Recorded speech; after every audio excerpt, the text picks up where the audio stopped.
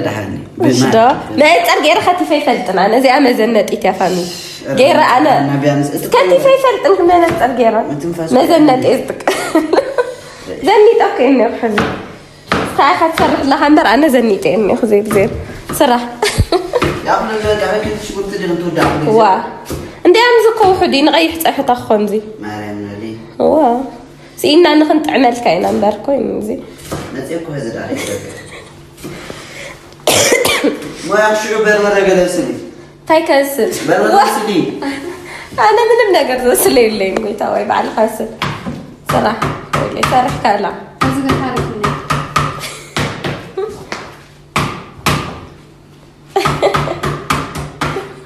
عارفين يدرك والله دقيقة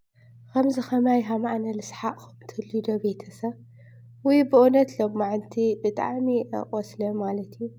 بس حق أليكس ديلو ميدا تفتنها وي سلام ناي چانالي تخاطتل تامينا أخم دحناتكم حميقانكم أنا سلام أملاخي مسكن ببناكم سلامكم يزحنا والكم انبار خاصني چانالي حد يشتركونكم سبسكرايب بمقوار بيتسيخنو بيتسر ما هم بالمود لايك على صدقون ريتهم أو كومنت مغمات مبرتعهم أي فريني على تبي تسوي تفعلق أني بزام لاي ساعلو بقى من نقار خلاي يا عم تر لهم نيو مالتي أصوصو لأنه خنا بيتسم أنا عمي خلنا أخماتهم تنافقت تحنادهم بوغني أملاخي مسكن بزيك سعال مالتي أنا لما عنتي أليكس نالي اللي حزامها زينه مالتي بيتسبونت عاملوا معنتي سحق أي فلتي مالتي تو معرفش تفنسا أنت وين قالوا لنا مالتينا لا أليكس لفتن خابد لخونا فتنا إنا لما عنتي مالتي بيتسب إنا ياوتر لهم እንግዲህ ሃምብሉ ምድኹላትና ምንፈልጦ ሰውኣይ ካብ በረኻ ትመፅሎ ሰበይቲ ምግቢ ሰርሓ ትፅበይ ምግቢ ተቕርበሉ ማለት እዩ ሎማዓንቲ ግን ያው ወዲ መስላ ክዳውንታ ኩላይ ናይ ወዲ ክዳን ተኻድና እንግዲህ ሓሞዲ ደስ ልበላ ትእዝዝ እሱ ሰርሑ ካብ ልዓይነ ውርት ስምምዑ ማለት እና ሎማዓንቲ ልሊ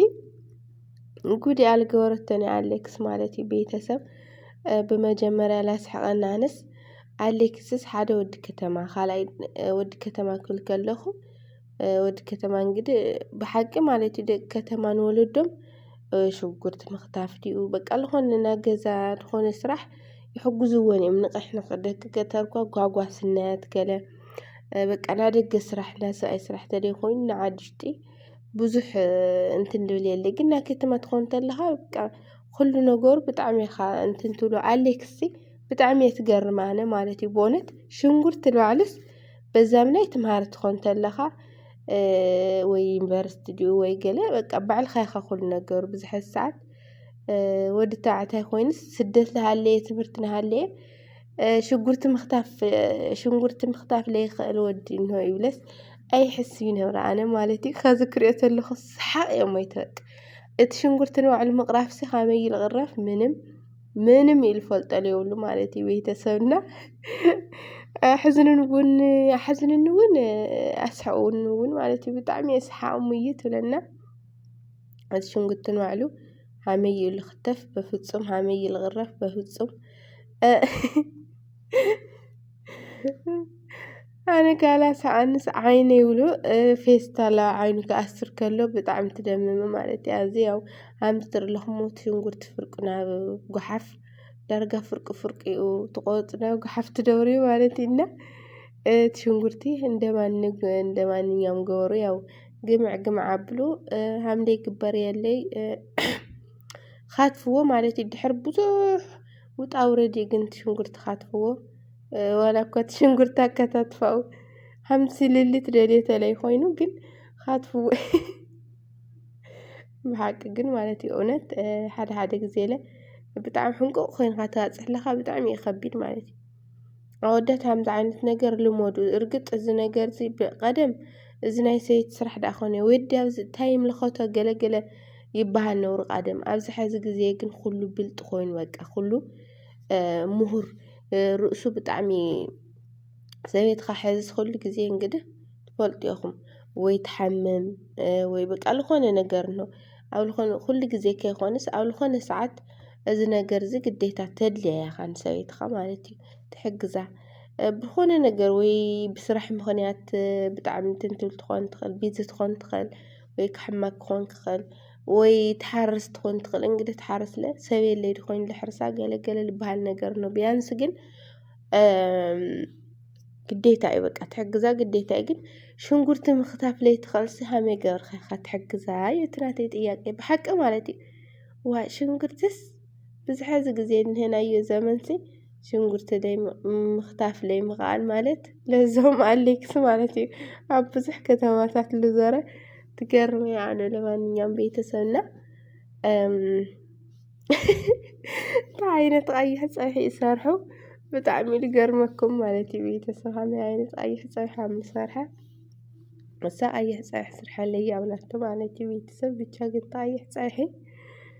ቀይሕ ድልኾን ሎ ማይ ድልኾን ሎ ብቻ እንዶይ ሃም ልኾነ ገብርስ እንግዲህ ሰርሕዎዋ ግን እቲ ፀብሒ ኮነ ልመስል ማለት እዩ ቤተሰብ ብዘጋጣሚ እቶም ኣብ ስደት እንህው ደቂ ተባዕትዮ ማንም ይኹን ማንም ልወዳድሮም የለይ ብሓቂ ማለት እዩ ብእውነት ኣከታትፋ ሽንጉርቲ ድዩ ኣሰራርሓ ድዩ ምክንያቱ ኣብቲ በረኻ خبز نوع خبز احنا دق نستلو على الناس همهم ينقاقروا همهم አይኑ خبزي مالتي ቤተሰብ እውነት ይፍለዮም ተባ ስደት ነው ወዳት በስማ ምክንያቱም በረኻ ወጾም በረኻ ግዴታ ኦፍርካ ውዕልካ ክንዲሃነት ላኻ ድድሕር በጊዕ ድድሕር ጠል ድድሕር ግመልዱ ምሸቱ ግዴታ ካስለልኾነ ባዕልካ ኢኻ እንተስኻ ትፍኻ እንተስ ቆቁጥካ ባዕልካ ኢኻ ሰርሕካ ትበልዕ ማለት እዩ ግዴታኦም ስለልኾነ እሶም በእውነት ብዘጋጣሚ እነ ከያድነቕኽዎም ኣይሓልፍ ብሓቂ ማለት እዩ ብርኮም ጽኑዕ ይኹን እግዚአብሔር አምላክ ሓሳብ ልቦም ኣስምሩ ፈዮ ብሎም ልበልዕሉ እንጀራ ዳኣም ይሃቦም